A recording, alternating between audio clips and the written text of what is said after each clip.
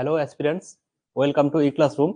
তোমরা জানো যে তোমাদের ইংলিশ ক্লাসে মোটামুটি আমরা টেন্সের লাস্টের দিক ছিল আজকে, যেটা সেটা পাস্ট টেন্স এবং ফিউচার টেন্স, এই দুটো টেন্স আজকে শেষ করব। এটা শেষ করার পরেই আমরা আমাদের যে পরীক্ষার পারপাসে যে জিনিসগুলো আছে, যেগুলো ভয়েস চেঞ্জ বা ন্যারেশন চেঞ্জ এবং সিনট্যাক্স, যেটা সেন্টেন্সের গঠন, সেই জিনিসগুলো নিয়ে আমরা এরপর আলোচনা করব।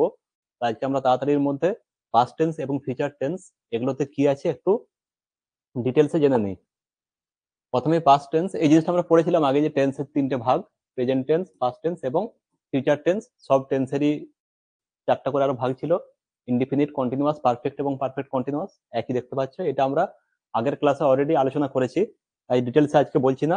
তার মধ্যে আমরা প্রেজেন্ট টেন্স যেটা ছিল এটা পুরোটাই শেষ করে ফেলেছি। এবার আজকে যেটা আমরা করব শুধুমাত্র পাস্ট টেন্স এবং ফিউচার টেন্স। প্রেজেন্ট টেন্সটা সবচেয়ে বেশি গুরুত্বপূর্ণ, এরপর পাস্ট টেন্স এবং ফিউচার টেন্স এগুলো সম্ভবত আমাদের বাস্তব জীবনে লেখার ক্ষেত্রে খুব একটা বেশি কাজে লাগে না।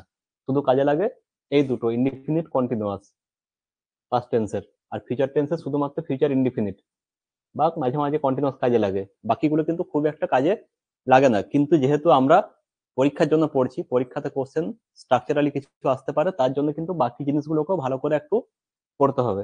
সরাসরি আমরা দেখে নিই পাস্ট টেন্সের যে চারটা ভাগ, সেই চারটা ভাগ কি কি আছে। প্রথম হচ্ছে simple past tense, simple past tense বা পাস্ট ইনডিফিনিট টেন্স। ঠিক আছে, এই জিনিসটা এখানে জিনিসটা আমরা যেটা দেখবো, যখন আমরা সিম্পল টেন্স ইউজ করি, যেখানে আমরা মেন ভার্ব কিছু ইউজ করি না, মানে বি ভার্ব থাকবে, অর্থাৎ কোনো মেন ভার্ব নেই, শুধুমাত্র বি ভার্ব থাকবে, সেক্ষেত্রে ওয়াজ এবং ওয়ার এই দুটো জিনিস থাকবে। এক্সাম্পল দেওয়া আছে একটা, আই ওয়াজ এ টিচার। এবার দেখো এখানে এম ইজ আর যদি হতো তাহলে প্রেজেন্ট টেন্স হতো। এগুলো কিন্তু সবগুলোই বি ভার্বের মধ্যে পড়ে। বি ভার্বের মধ্যে বি ভার্বের ভাগ বলেছিলাম যে প্রেজেন্ট টেন্সে হয় কি, এম ইজ এবং আর। পাস্ট টেন্সে হয় এই দুটো, ওয়াজ এবং ওয়ার। এবং পাস্ট পার্টিসিপেল যেটা, সেখানে হয় বিন। এই ভাগগুলো কিন্তু মনে রাখতে হবে। এরপর যদি আমরা স্ট্রাকচার দেখি যে পাস্ট টেন্সের, সিম্পল পাস্ট টেন্সের স্ট্রাকচার কি, খুবই সহজ স্ট্রাকচার, যেভাবে আমরা প্রেজেন্ট টেন্স পড়েছিলাম, subject, verb, object, same structure. শুধুমাত্র এখানে, এটা আমরা প্রেজেন্ট টেন্সে পড়েছিলাম, শুধুমাত্র এই ভার্বের এখানে পাস্ট ফর্ম হবে, পাস্ট ফর্ম, এটুকুই পার্থক্য। এর বাইরে আর কোনো পার্থক্য নেই, শুধুমাত্র পাস্ট ফর্মটা আসবে। ঠিক আছে, দেখো সেই জিনিসটা এখানে লিখে দেওয়া আছে, একটা সাবজেক্ট থাকবে, ভার্বের 2 নম্বর ফর্ম, V2 মানে হচ্ছে ভার্বের 2 নম্বর ফর্ম। আমরা জানি ভার্বের 3টে করে ফর্ম আমরা পড়েছিলাম, একটা হচ্ছে প্রেজেন্ট ফর্ম, তারপর পড়েছিলাম পাস্ট ফর্ম, আর একটা ফর্ম পড়েছিলাম পাস্ট পার্টিসিপেল ফর্ম।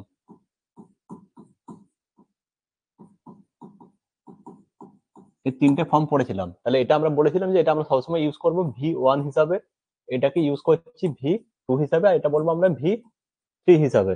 ঠিক আছে, তাহলে যে V2 যখনই আমরা বলবো তখন এটা হচ্ছে ভার্বের এই পাস্ট ফর্মটা। তাহলে ভার্বের পাস্ট ফর্ম পেলাম এবং অবজেক্ট। ঠিক আছে, এক্সাম্পল গুলো দেখি। Rita went home. দেখো এখানে মেন সেন্টেন্সটা কি ছিল, মেন সেন্টেন্সটা ছিল রিতা গোজ home.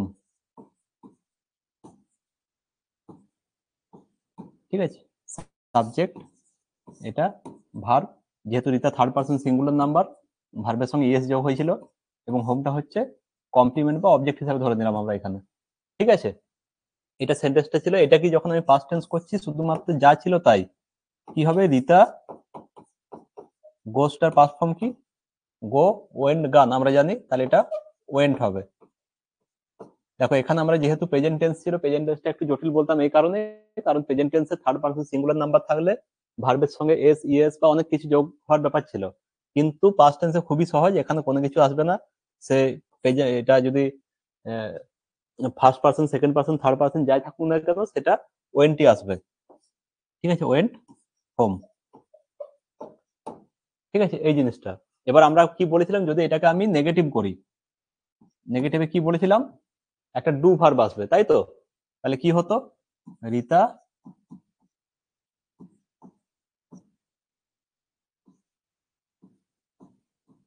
Does not go home, তাই না। এবার এটাকে যদি আমি পাস্ট টেন্সে করি কি হবে, তখন এই ডাজটা ডিড হয়ে যাবে শুধুমাত্র। Rita did not go home. এটাকে যদি আমি এবার ইন্টারোগেটিভ করতাম কি হতো, ডাজ রিতা গো হোম। এটাকে যদি আমি এখন ফার্স্ট টেন্সে করি তাহলে কি হবে, ডিড রিতা গো হোম। ঠিক আছে, এগুলো হচ্ছে জাস্ট ডেরিভেশন, যে কি করে আমরা কি জিনিস ডিরাইভ করতে পারি। একটা এক্সাম্পল ছিল রিতা ওয়েন্ট হোম, এটা প্রেজেন্ট টেন্স থেকে পাস্ট টেন্স, এবং এই সেন্টেন্সটাকে আমরা চারটা আরো ভাগ যেটা আছে, অ্যাফার্মেটিভ, নেগেটিভ, ইন্টারোগেটিভ এবং ইন্টারোগেটিভ নেগেটিভ, সবগুলোই করে করে দেখালাম। ঠিক আছে, বাকি জিনিসগুলো, এই জিনিসগুলো যদি আমাদের কাছে ক্লিয়ার থাকে তাহলে দেখবো বাকি কোনো কিছুতেই খুব একটা অসুবিধা হবে না। হি স্যাং এ সং, সিম্পল জিনিস, আমরা কি করে এটা বুঝলাম, কারণ এটা স্যাং আছে, সিং স্যাং সাং। সিং হচ্ছে প্রেজেন্ট ফর্ম, স্যাং হচ্ছে পাস্ট ফর্ম, এবং সাং এসইউএনজি হচ্ছে পাস্ট পার্টিসিপেল ফর্ম, এটা 2 নম্বর ফর্ম ইউজ করা আছে। এটা জন্য হচ্ছে simple present tense, sorry past tense. We all watch the movie, I bought A shirt. খুবই সিম্পল, এগুলো নিয়ে আর কোনো ডিটেলসের ডিসকাশনের দরকার নেই।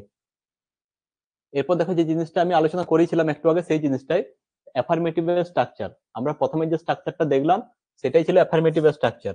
ঠিক আছে, অর্থাৎ এই স্ট্রাকচারটা, এটাই হচ্ছে একটা affirmative structure.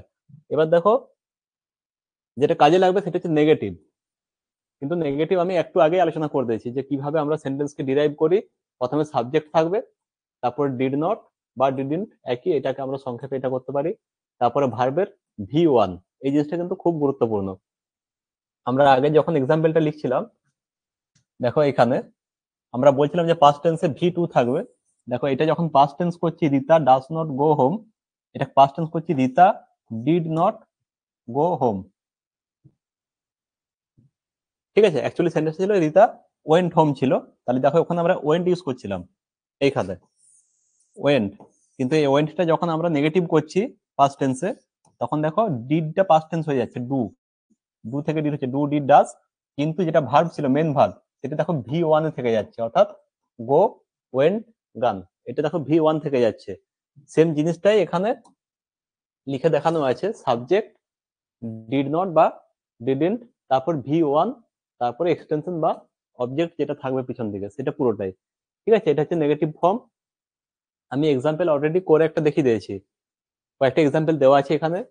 I did not go to market, দেখো এখানে অ্যাকচুয়ালি সেন্টেন্সটা কি ছিল, আই ওয়েন্ট টু মার্কেট, এটা হচ্ছে সেন্টেন্সটা, তাই তো, আই ওয়েন্ট টু মার্কেট। এবার যখন এটা নেগেটিভ করবো, এবার কি হবে, একটা ডু ভার্বকে আনতে হবে। কেন, কারণ আমরা জানি যে যেখানে মেন ভার্ব আছে, মেন ভার্ব থাকলে মেন ভার্বকে সরাসরি আমরা নেগেটিভ বা ইন্টারোগেটিভে ইউজ করতে পারি না, তার জন্য একটা ডু ভার্বের হেল্প নিতে হয়। তাহলে এখানেও আমরা ডু ভার্বের হেল্প নেবো, কিন্তু যেহেতু পাস্ট টেন্স ওই জন্য ডুটা আমাদের ডিড হয়ে যাবে। তাহলে কি হবে, আই ডিড নট, এবার ওয়েন্ট ছিল, ওয়েন্টের V1 ফর্ম, এই যে V1, গো টু মার্কেট। এবার দেখো সাবজেক্ট, সাবজেক্ট হিসাবে এখানে আই পেলাম, তারপরে ডিড নট বা ডিডন্ট, দেখো ডিড নট পেয়ে গেলাম, তারপরে V1 ভার্বের 1 নম্বর ফর্মটা গো ওয়েন্ট গন, তাহলে গো গো পেলাম, তারপরে এক্সটেনশন টু মার্কেটটা পেয়ে গেলাম। ঠিক আছে, তাহলে দেখো নেগেটিভের যে রুল, সেই রুলটা কিন্তু এখানে কাজে লেগে গেল। ঠিক আছে, এরপর হচ্ছে ইন্টারোগেটিভ, কিছুই নয়, সেম জিনিস, শুধুমাত্র ডিডটা আগে চলে যাবে, ডিড, তারপর হচ্ছে সাবজেক্ট, প্রথমে ডিড, তারপর সাবজেক্ট, তারপরে ভার্বের 1 নম্বর ফর্ম, তারপর হচ্ছে এক্সটেনশন। এবার দেখো এতগুলো আমরা পাস্ট টেন্স করলাম, নেগেটিভ বলো ইন্টারোগেটিভ বলো, সবগুলোই কিন্তু দেখো V1 আসছে। তাহলে পাস্ট টেন্স কিভাবে হচ্ছে, কারণ পাস্ট টেন্স আমরা এই ডিডে করে দিচ্ছি, ডু ডিড ডান, এই ডিডে আমরা পাস্ট টেন্সে করে দিচ্ছি বলে এটা V1 থাকছে। এগুলো কিন্তু খুবই গুরুত্বপূর্ণ, এগুলো থেকে এই ছোট ছোট জিনিসগুলোই আমাদের ইরর কারেকশনে কাজে লাগবে। একটা এক্সাম্পল দেখো, ডিড, তারপর সাবজেক্ট হচ্ছে আই গো টু মার্কেট, এই জিনিসটা কি যদি করেছিলাম, এটাই did I go to market, এই সেন্টেন্সটাই কাজে লাগলো। নটটা শুধু বসালাম না, নটটা যদি ইউজ না করি তাহলে দেখো ডিডটা আগে চলে এলো, did I go to market, তাহলে সেটা কিন্তু ইন্টারোগেটিভ হয়ে যাবে। এটা ছিল টোটাল আমাদের পাস্ট ইনডিফিনিট টেন্স। ঠিক একইভাবে আমরা দেখছি পাস্ট কন্টিনিউয়াস টেন্স। আমরা যদি প্রেজেন্ট কন্টিনিউয়াস টেন্স করে থাকি তাহলে পাস্ট কন্টিনিউয়াস টেন্স খুবই সহজ জিনিস, শুধুমাত্র ওয়াজ বা ওয়ারটা চেঞ্জ হয়ে যাবে। ওয়াজ বা ওয়ার এটুকুই চেঞ্জ হবে। ঠিক আছে, সাবজেক্ট যেরকম ছিল থাকবে, তারপরে ওয়াজ ওয়ার, যেটাই আমরা প্রেজেন্ট টেন্সে কি পড়েছিলাম, am is are. Am is are, আমরা বলেছিলাম যে এম ইজ আর এর এটা যদি প্রেজেন্ট ফর্ম হয় তার পাস্ট ফর্ম হবে ওয়াজ ওয়ার, আর পাস্ট পার্টিসিপেল ফর্ম হবে বিন, তাই না? এটা পুরোটাকে আমরা বি ভার্ব বলি, তাহলে বি ভার্বের তাই হবে বি ওয়াজ বিন। ঠিক আছে, এই জিনিসটা কিন্তু ভালো করে মনে রাখতে হবে, এটা আমাদের প্রচুর কাজে লাগে। যখন ভয়েস চেঞ্জ করবো সেখানেও কাজে লাগবে, এবং এখানে নেগেটিভ ইন্টারোগেটিভ এই সব জায়গাতে এটা কাজে লাগবে। দেখো শুধুমাত্র আমরা চেঞ্জ করলাম কি, এম ইজ আর যেটা ছিল সেটার জায়গায় শুধু ওয়াজ ওয়ার করে দিলাম। ঠিক আছে, তাহলে এটা পুরোটা পাস্ট টেন্স হয়ে গেল। এবার পাস্ট টেন্সের যেটা নেগেটিভ, অ্যাফার্মেটিভটা আমরা একই স্ট্রাকচার দেখি, যেটা এই স্ট্রাকচারটা ইউজ করছি এটা পুরোটাই হচ্ছে affirmative structure. Subject was wire ভার্বের সঙ্গে আইএনজি, তারপর হচ্ছে বাকি যেটা থাকবে সেটাই। এক্সাম্পল কি, সি, এটা হচ্ছে সাবজেক্ট, ওয়াজ ওয়্যার, এই যে ওয়াজ বা ওয়্যার সেটা একটা বসলো। ঠিক আছে, এরপর হচ্ছে ভার্ব, কুক ভার্ব তার সঙ্গে আইএনজি, ভার্ব প্লাস আইএনজি, তারপর হচ্ছে অবজেক্ট রাইস। ঠিক আছে, এটা হচ্ছে একটা পাস্ট কন্টিনিউয়াস টেন্সের অ্যাফার্মেটিভের এক্সাম্পল। এবার কি করব, এটাকে আমরা নেগেটিভ করব।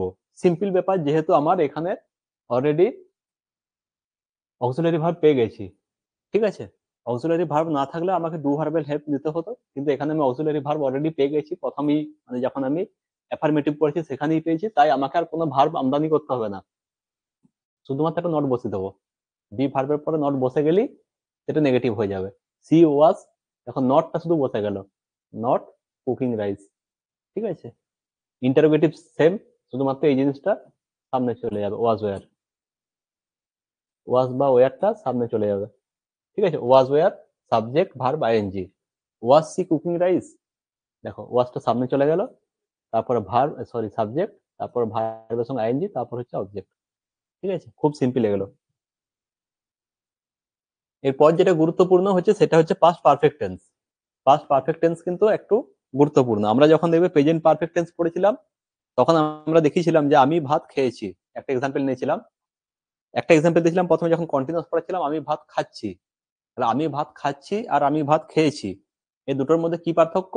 একটা হচ্ছে একেবারেই কারেন্ট, যেটা আমি ভাত খাচ্ছি, আর আমি ভাত খেয়েছি মানে কি, খাওয়া কাজটা আমার অনেক আগে হয়ে গেছে, কিন্তু তার যে এফেক্টটা, অর্থাৎ আমার পেট ভরে থাকা বা তারপরে খিদা না পাওয়া, সেটা কিন্তু এখনো চলছে।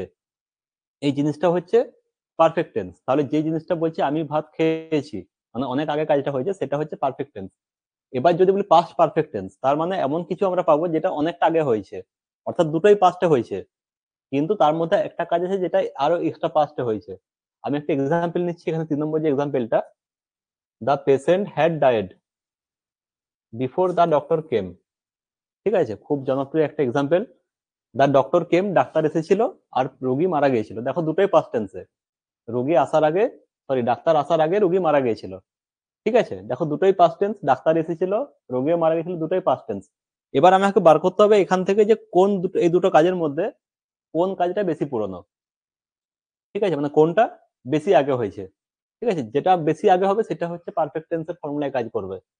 দেখো ডাক্তার এসেছিল আর রোগী মারা গেছিল, আমি বললাম ডাক্তার আসার আগেই রোগী মারা গেছিল, তার মানে রোগীটা আগে মরেছে, তার মানে এটা বেশি পুরনো, পেশেন্ট হ্যাড ডাইড। আর তারপরে ডাক্তার এসেছে, এটা তারপরে ঘটেছে, তাহলে যেটা আগে ঘটেছে সেটা হচ্ছে পাস্ট পারফেক্ট টেন্সে হবে। এবার পাস্ট পারফেক্ট টেন্সের ফর্মুলা কি, প্রথমে সাবজেক্ট, তারপরে হ্যাড। ঠিক আছে, আমরা দেখো প্রেজেন্ট টেন্সে কি পেয়েছিলাম, হ্যাভ অথবা হ্যাজ পেয়েছিলাম। এবার হ্যাভ কখন বসতো আর হ্যাজ কখন বসতো সেটা নিয়েও ডিটেলসে আলোচনা করেছিলাম। কিন্তু পাস্ট টেন্সে যেহেতু হ্যাভ ভার্বের পাস্ট ফর্ম একটাই, হ্যাড, তাই কোনো অসুবিধা নেই। আমরা কি দেখেছিলাম, হ্যাভ বা হ্যাজ এর পাস্ট ফর্ম হচ্ছে হ্যাড, আর পাস্ট পার্টিসিপেল ফর্ম হচ্ছে হ্যাড, তাই না? হ্যাভ বা হ্যাজ, হ্যাড, হ্যাড, এই জিনিসটা ছিল আমাদের তিনটে ভার্বের ফর্ম। এটা হচ্ছে V1, এটা V2, আর এটা হচ্ছে V3। দেখো এখানে কি পাচ্ছি, সাবজেক্ট, তারপরে হ্যাড, তারপর হচ্ছে ভার্বের 3 নম্বর ফর্ম, তারপর হচ্ছে অবজেক্ট। ঠিক আছে, এটা হচ্ছে পাস্ট পারফেক্ট টেন্স। এবার দেখো এই জিনিসটা যে রোগী আগে মারা গিয়েছিল, তাহলে কি হবে? সাবজেক্ট হচ্ছে পেশেন্ট, এটা সাবজেক্ট, দি পেশেন্ট। তারপরে দেখো হেড, এখানে হেড বসলো এই হেডটার জন্য, এটা এখানে বসলো। তারপরে ভার্বের 3 নম্বর ফর্ম V3, কি? ডাই, ডাই থেকে ডায়েড। ঠিক আছে, এটা বসলো V3। তারপর দেখো অবজেক্ট এখানে নেই। ঠিক আছে, অবজেক্টে কিন্তু কোনো জায়গায় কম্পালসারি নয়। এরপর কি বুঝলাম আমরা যখন আলোচনা করলাম যে ডাক্তার আসার আগে, তাহলে আগের ইংরেজিটা পেয়ে গেলাম বিফোর। এবার বলো ডাক্তার আসা, যে ডাক্তার আসা এই জিনিসটা একটু কম পুরনো, এটা বেশি পুরনো। রোগীটা আগে মারা গেছিল, তারপর ডাক্তার এলো। এটা যেহেতু একটু কম পুরনো, তার জন্য এটা শুধুমাত্র সিম্পল পাস্ট টেন্স হবে, ডক্টর কেম, সাবজেক্ট, আর এটা হচ্ছে ভার্বের 2 নম্বর ফর্ম। ঠিক আছে, এটা ছিল ভার্বের 3 নম্বর ফর্ম। আমরা পারফেক্ট টেন্সের ফর্মুলা জানি, সাবজেক্ট প্রেজেন্ট টেন্স যখন করেছিলাম হ্যাভ বা হ্যাজ, তারপর ভার্বের 3 নম্বর ফর্ম। পাস্ট টেন্সও সেম, সাবজেক্ট হ্যাড ভার্বের 3 নম্বর ফর্ম। দেখো এটা সাবজেক্ট হ্যাড ভার্বের 3 নম্বর ফর্ম, অর্থাৎ এইটুকু হচ্ছে আমার শুধুমাত্র পারফেক্ট টেন্স। এটা হচ্ছে present, sorry past indefinite tense বা সিম্পল পাস্ট টেন্স। দেখো এই সেন্টেন্সটা কি আমি যদি বলি আফটার দিয়ে করতে, যে এই বিফোরটাকে আমি ইউজ করবো না, আমি এটাকে আফটার ইউজ করবো, AFTER। ঠিক আছে, তাহলে তো এমন নয় যে আমার ডাক্তারটা আগে এলো তারপরে রোগী মারা গেল, সে ব্যাপারটা হবে না। একই হবে, মানে রোগী আগে মারা যাবে কিন্তু ডাক্তার পরে আসবে। দেখো কি হবে এটা, দি ডক্টর কেম, ডাক্তার কখন এলো? আফটার, আফটার দ্য পেশেন্ট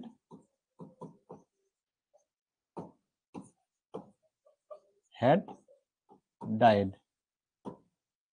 তাই না? দেখো আফটারটা ইউজ করলাম, কিন্তু দেখো সেন্টেন্সের যে স্ট্রাকচারটা ছিল, অর্থাৎ যে কাজটা বেশি পুরনো সেটা কিন্তু পারফেক্ট টেন্সই হচ্ছে। দেখো had died, the patient had died. আর যেটা কম পুরনো সেটা পাস্ট ইনডিফিনিট টেন্সই আসছে, এম এলো। ঠিক আছে, এই জিনিসটাকে একটু খেয়াল করতে হবে। আমরা আফটার বা বিফোর এটা নিয়ে কনফিউশনে পড়ি, কিন্তু কনফিউশনের কোনো কারণ নেই। যেটা আমাকে ভাবতে হবে সেটা হচ্ছে কোনটা বেশি পুরনো আর কোনটা তারপরে হচ্ছে কোন কাজটা। যে কাজটা আগে হচ্ছে সেটা হবে পারফেক্ট টেন্স, আর যে কাজটা পরে হচ্ছে সেটা হচ্ছে ইনডিফিনিট টেন্স। এবার দেখো আমি বাকি সেন্টেন্স গুলো দেখছি। I slept after I had read the book, তাহলে I had read the book এটা হচ্ছে বেশি পুরনো। ঠিক আছে, তারপর হচ্ছে slept. He had sung a song before I sang. ঠিক আছে, তাহলে সে আগে করেছে, এটা হচ্ছে বেশি পুরনো। তাহলে যে কাজটাকে বেশি পুরনো দেখাবে সেটাকে আমরা পারফেক্ট টেন্সে ইউজ করব। সব জিনিসগুলোই সেম ভাবে আছে।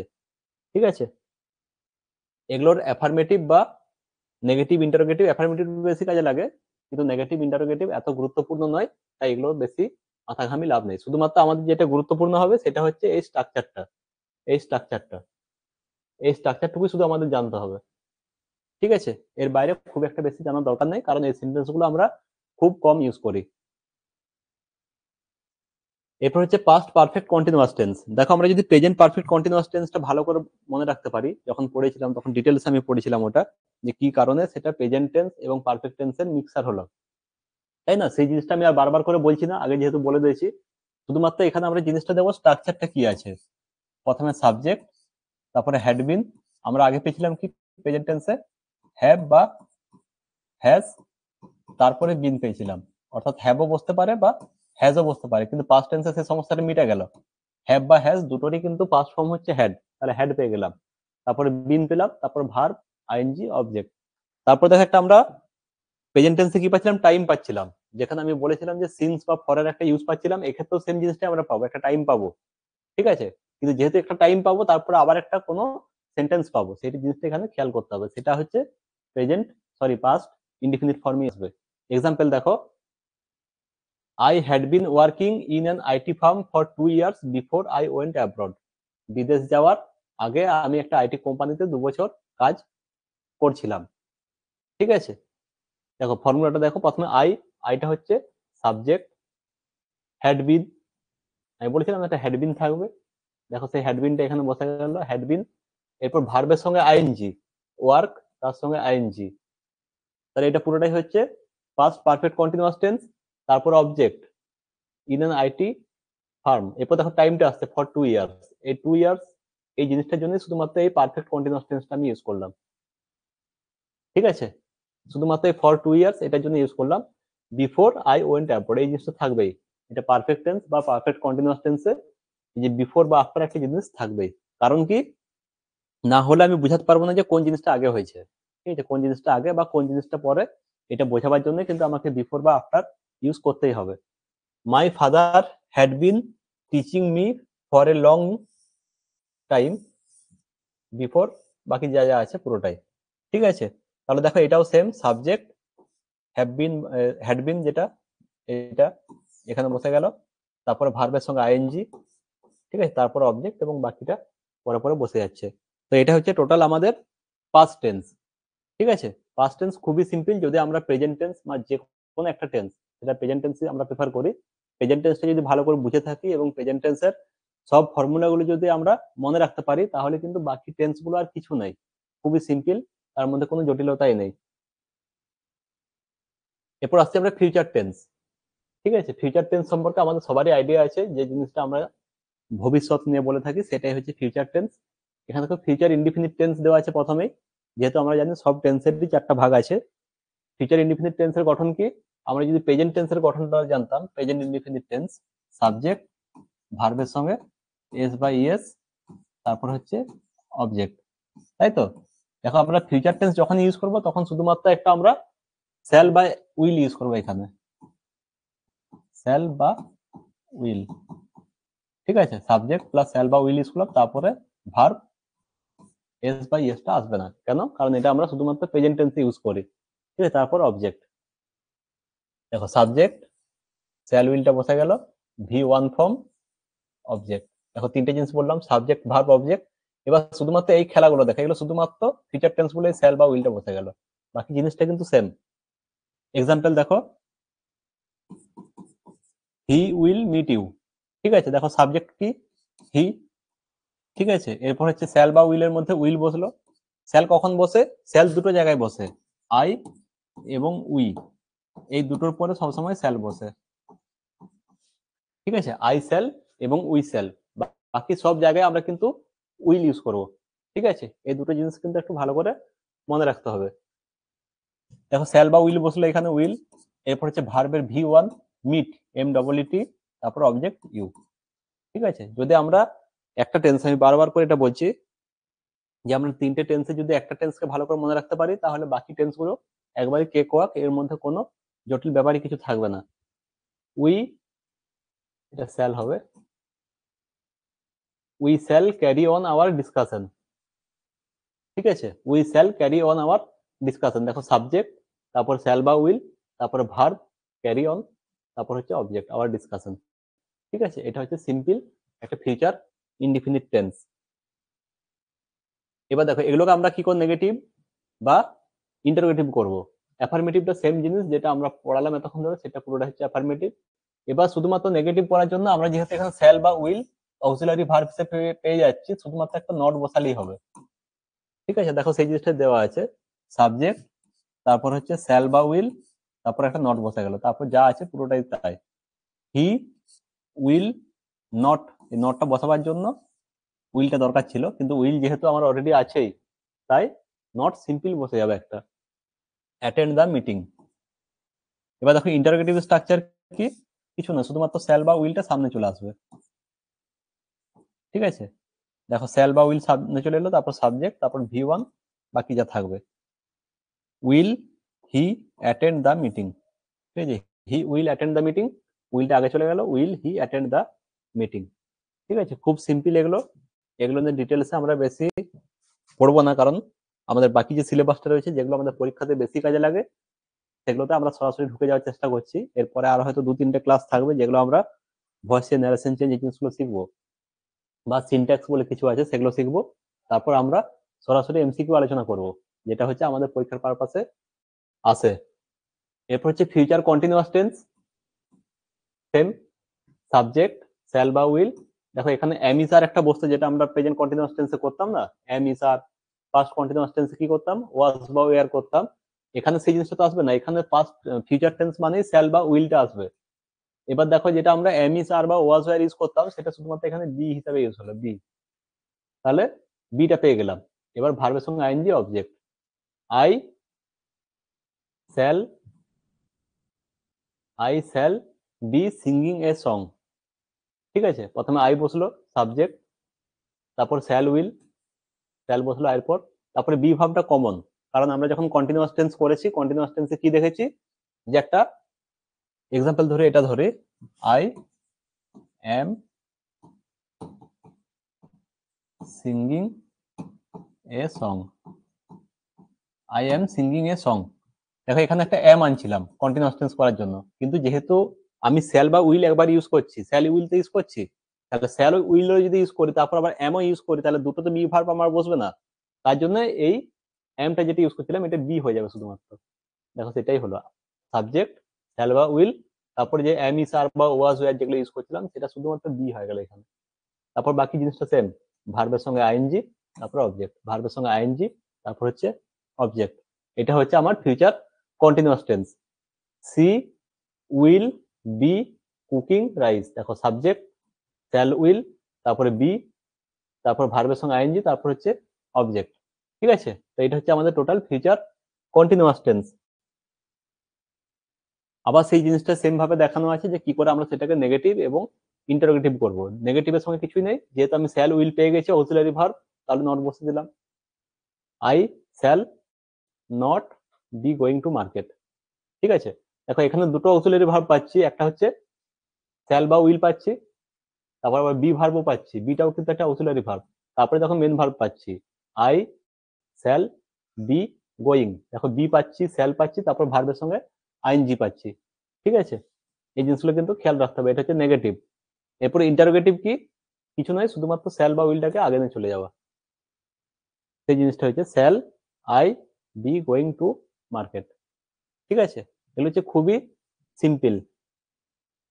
এরপর হচ্ছে perfect tense, future perfect tense এবং ফিউচার পারফেক্ট কন্টিনিউয়াস টেন্স। এই দুটো টেন্সের বাস্তবে কোনো প্রয়োগ নেই, অর্থাৎ আমরা লেখা বা বলাতে কোনো রকম ভাবে ইউজ করি না, কোনোভাবেই ইউজ করি না, সুতরাং এগুলো নিয়ে এত মাথা ঘামানোর দরকার নেই। শুধুমাত্র গুরুত্বপূর্ণ হচ্ছে স্ট্রাকচারটা, এই স্ট্রাকচারটাকে আমাকে মনে রাখতে হবে যাতে পরীক্ষার সময় আমি বুঝতে পারি এটা কোন টেন্সে আছে। শুধুমাত্র এটুকুর জন্যই এই জিনিসটা রাখা হয়েছে। কি স্ট্রাকচার আছে, প্রথম সাবজেক্ট বসবে, তারপর শ্যাল হ্যাভ বা উইল হ্যাভ, কারণ আমরা জানি যে পারফেক্ট টেন্স মানে একটা হ্যাভ ভার্ব থাকবে, সেটা পাস্ট টেন্স হলে হ্যাড, প্রেজেন্ট টেন্স হলে হ্যাভ বা হ্যাজ, আর ফিউচার টেন্সও হ্যাভ। কিন্তু তার আগে যেহেতু ফিউচার টেন্স, শ্যাল বা উইল একটা কম্পালসারি, হয় শ্যাল না হলে উইল। ঠিক আছে, তারপর হ্যাভ বসলো, আর পারফেক্ট টেন্স শ্যাল বা হ্যাভ বসা মানে তারপরে ভার্বের 3 নম্বর ফর্ম বসবে। ঠিক আছে, সেই জিনিসটা দেখতে হবে। তারপর অবজেক্ট কি আছে, আই শ্যাল হবে এটা, I shall have informed her of the matter. ঠিক আছে, দেখো আই শ্যাল, এখানে হ্যাভ বসলো, তারপর ভার্বের সঙ্গে ভার্বের 3 নম্বর form inform, informed, informed, V3 বসে গেল। তাহলে আই সাবজেক্ট, শ্যাল হ্যাভ বসলো, ভার্বের 3 নম্বর ফর্ম, তারপরে অবজেক্ট। ঠিক আছে, এটা হচ্ছে ফিউচার পারফেক্ট টেন্স। লাস্ট যেটা বাকি রইলো আমাদের future perfect continuous tense. Just ফর্মুলাটা মনে রাখো, সাবজেক্ট, দেখো শ্যাল হ্যাভ বা উইল হ্যাভ, এটা আমরা কিসে পেয়েছিলাম, এটা আমরা পেয়েছিলাম যখন আমরা পারফেক্ট টেন্স করছিলাম। ঠিক আছে, এখানে একটা বিন এক্সট্রা আসলো কেন, কারণ আমাকে জানি যে আমি যদি কন্টিনিউয়াস টেন্স করি, আই এম গোয়িং, আবার যদি এটাকে পাস্ট টেন্স করি, সরি পারফেক্ট টেন্স করি, আই হ্যাভ গান। এবার যদি দুটোকে মিলিয়ে দিতে বলি, যে আমি একটা এমন সেন্টেন্স কনস্ট্রাক্ট করব যেখানে আইএনজিও থাকবে আবার হ্যাভও থাকবে, তখন কি করব, আমি আই করব,